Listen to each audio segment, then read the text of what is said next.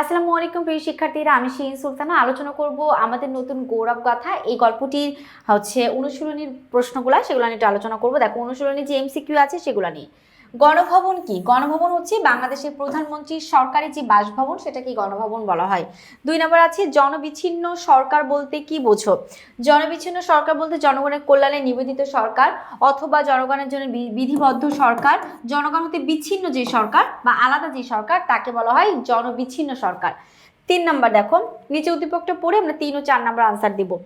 বিচারপতি তোমার বিচার করবে যারা, আজ জেগেছে এই জনতা। এই জনতা তোমার গুলির, তোমার ফাঁসির, তোমার কারাগারে প্রসেন শুদ্ধে তারা। ও জনতা, এই জনতা। কবিতা অংশটি আমাদের নতুন গৌরব গাথা এর যে ভাবের প্রতিফলন ঘটায় তা হলো অধিকার আদায়ের নবজাগরণ, শাসক গোষ্ঠীর সৌরশাসন, ন্যায় বিচার প্রতিষ্ঠা করণ। তো হচ্ছে 4, 3টাই সঠিক হবে। নতুন জাগরণ, নতুন করে মানুষদেরকে আগাবে।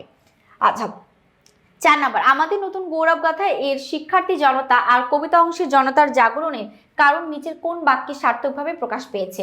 দেখো, জুলাই 24 সালে যে গণ আন্দোলনটা হলো, সে আন্দোলনে আমাদের গল্পের নতুন গৌরব গাথা, এখানে শিক্ষার্থীরা যে জনতা আন্দোলন করেছে আর কবিতা অংশের জনতা আন্দোলনের মধ্যে সার্থক কোনটা? আন্দোলনের অভ্যুত্থানের যে রূপ নিয়েছে সেটা। উত্তর হচ্ছে আমাদের ক নাম্বার। এভাবে সহজ করে পড়তে হলে আমাদের ইজি সিরিজের সকল বই তুমি সংগ্রহ করতে পারো www.tpl.com.bd এই ওয়েবসাইট থেকে। শেষ করবো ক্লাসটি এখনই। আল্লাহ হাফিজ, আসসালামু আলাইকুম।